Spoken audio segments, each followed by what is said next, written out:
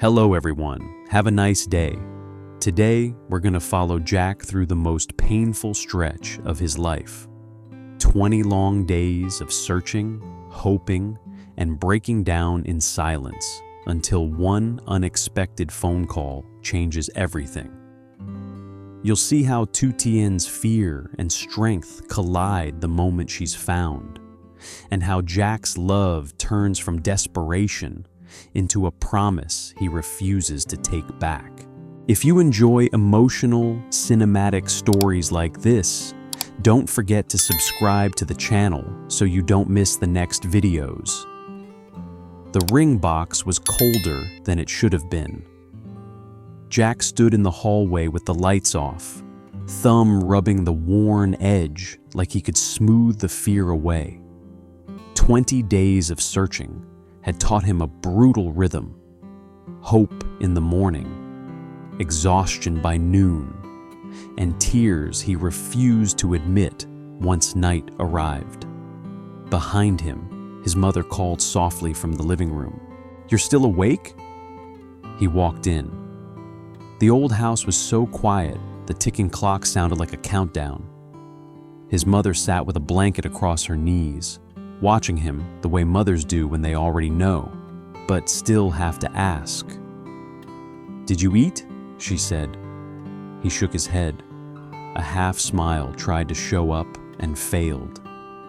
Her eyes dropped to his hands. "Jack, what is that?" He set the small box on the table between them. He didn't open it, not yet. Just letting it sit there felt like admitting how close he was to breaking. "I've been looking for her," he said, voice scraped raw. "Every day, 20 days. His mother leaned forward and covered his wrist with her palm, warm skin, steady pressure. "Don't punish yourself," she whispered. "You've done everything you can." Jack stared at the wood grain. In meetings, he was the man who decided and fixed. But Tu Tien wasn't a project. She was the space in his chest that wouldn't stop echoing. "I'm going back to the police in the morning," he said.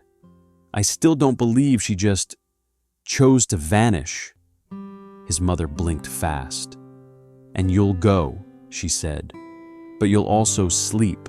You'll eat. If you collapse, who will be standing when she finally comes home?" Jack nodded once more, promise, then movement. He pulled out his phone. No new messages, no missed calls, the same silence, until memory ambushed him. Tu Tien's voice, quiet but fierce, telling him she wouldn't let trouble touch him because of her. That was she'd rather suffer alone than drag the people she loved into danger. His mother followed his gaze. "You love her," she said, not as a question. Jack's breath shook. "I do." She slid the box closer to him, careful, almost reverent. "I kept that ring for a long time," she murmured. "Not to pressure you, to keep it ready for the day you stopped running and chose a home." Jack's throat tightened. "Mom, listen." Her voice steadied, the way it did when he was a child and tried to pretend he didn't hurt. "When you find Tu Tien, don't make her wait again. If she comes back frightened, hold her. If she comes back angry, let her speak. But don't leave her at the door wondering if she still belongs." His eyes burned. He lifted the box and pressed it to his chest like it was the only solid thing left. "I'll bring her back," he said. "I swear." Outside, wind brushed the roof and the trees answered in a low hush. Jack stared at the dark window, imagining footsteps on the path, a shadow at the gate Tu Tien's hand, hovering before she knocked. For the first time in 20 days, the silence didn't feel like an ending. It felt like the breath right before a door opens. Dawn came with a pale, watery light, that made the street look unfamiliar, like the world had been washed clean while Jack stayed dirty with worry. He hadn't really slept. He just closed his eyes and listened for footsteps that never arrived. In the kitchen, his mother was already awake, moving quietly so the house wouldn't crack under the weight of his nerves. She set a bowl in front of him and didn't argue when he barely touched it. She only watched him the way she had the night before, steady, anchored. "Whatever happens today," she said, "you don't face it alone." Jack slipped his phone into his pocket, the ring box in the other. "If I don't go now, I'll lose my mind." He left before the sun fully rose. Hours blurred into the same cruel pattern, asking, waiting, hearing polite answers that meant nothing. A building that smelled like paper and old coffee. A hallway where footsteps echoed like they were laughing at him. Forms, questions, a promise that someone would follow up. Jack stepped outside into harsh daylight and tried to breathe like a normal person. He looked down at his hands. They were shaking. He walked without thinking, letting the city drag him along until he ended up on a quieter street near a small clinic he'd passed 100 times without noticing. The kind of place people went when they didn't want anyone to know they were hurting. That's when his phone rang. A number he didn't recognize. He answered so fast his voice cracked. "Hello?" A man's voice, clipped, told him they had a lead. A woman had been brought in late last night. No identification. Shaken. Injured. She'd given one name, softly, like she wasn't sure she deserved to say it out loud. Tu Tien. Jack didn't remember crossing the street. He only remembered his heartbeat slamming against his ribs as he ran. The ring box dug into his palm, a small pain that kept him real. Inside the clinic, the air was cool and smelled of antiseptic. Somewhere behind a curtain, someone coughed. Jack stood at the front desk long enough to find his voice into something coherent. "Here for Tutien," he said. "Please." A pause, a look that measured him. Then a nod toward the hallway. Jack walked faster than he should have, but slower than he wanted to, terrified that if he moved too quickly, the world would snatch her away again.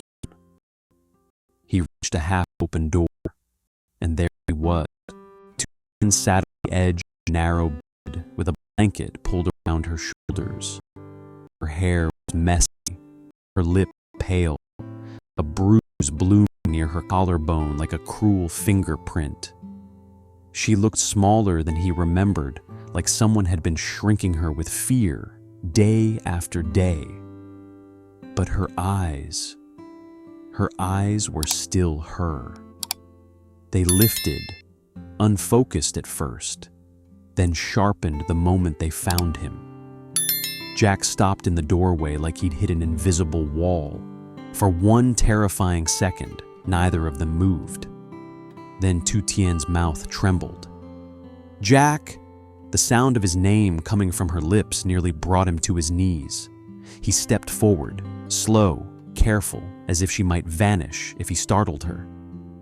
"It's me," he said, voice shaking. "I'm here. I'm right here." Tutien's hands curled into fists on the blanket. Her eyes filled fast. "I tried," she whispered. "I tried to get back. I didn't want you to. Don't."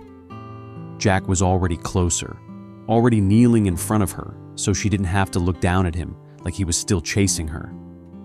"Don't carry that alone. Not anymore." Her breath hitched, and then the tears came silent, heavy, unstoppable. She tried to wipe them away with the back of her hand, like she was ashamed of them. Jack caught her hand gently. "Let them fall," he murmured. You've been strong for too long. Tu Tien's shoulders shook. Every day I thought, maybe you'd hate me. Maybe you'd think I left you. Jack's throat burned. He pressed his forehead against her knuckles, eyes squeezed shut. 20 days, he said. 20 days of calling your name into the dark. I never believed you left me. Tu Tien made a small, broken sound. I was scared. I know. He lifted his head and looked at her properly, taking in every mark, every bruise, every exhausted breath. His voice sharpened, not at her, but at the world that had touched her without permission. And I'm sorry you had to be scared without me. She blinked hard. I didn't want trouble to find you. Jack gave a hollow laugh that turned into something wet. Trouble found me anyway. It lived in my chest every time my phone stayed silent. Tu Tien stared at him, like she was seeing the truth finally settle, heavy and undeniable. Jack reached into his pocket. The ring box was warm now, heated by his palm, by his pulse, by his stubborn refusal to let hope die. Tu Tien's gaze dropped to it, confusion flickering through her pain. Jack, what are you doing? I'm choosing, he said softly. He opened the box. The ring caught the light small and fierce, like a promise refusing to be swallowed by fear. Tu Tien sucked in a breath and shook her head, panic rising. No, I'm not ready. I'm hurt. Jack leaned closer, voice low, steady, unbreakable. Then don't answer like it's a ceremony. His eyes were red, but clear. Answer like it's survival. Tu Tien's lashes trembled. Jack, I'm not asking you to pretend you're okay, he said. I'm asking you to let me be the place you come home to. No more disappearing into pain. No more running alone. Her tears slipped down again, slower now. You'll still want me after this? Jack's smile was raw. After this is when I want you most. Tu Tien's mouth quivered into something like a laugh, something like a sob. You're stubborn. I'm yours, he corrected gently. If you'll have me. She stared at the ring like it was too bright for her broken world. Then her eyes lifted to his, and in them beneath the fear was the same fierce woman he'd fallen for. Yes, she whispered, but not today, not yet. Jack exhaled like he'd been holding his breath for 20 days. Then we'll do it your way. He closed the box carefully, not offended, not disappointed, only calm. But listen to me, Tu Tien. He took her hands and pressed them to his chest so she could feel his heart hammering. This is my promise, he said. We are getting married. Not because it fixes everything, but because it tells the world, tells every shadow that tries to swallow you, that you belong with me, and I will keep you safe while we heal. Tu Tien's eyes softened into something fragile and sacred. She nodded, once, small. I want that. Jack leaned forward and kissed her forehead gently, trembling, careful not to hurt her. Outside the room, the hallway remained loud with life. Inside, for the first time in 20 days, Jack felt the darkness loosen its grip. And Tu Tien, wrapped in a thin blanket and a promise, finally let herself believe she was home. Hello everyone, in this episode, after 20 days of relentless searching, sleepless nights, and growing despair, Jack received a certain call about a woman found at the small clinic.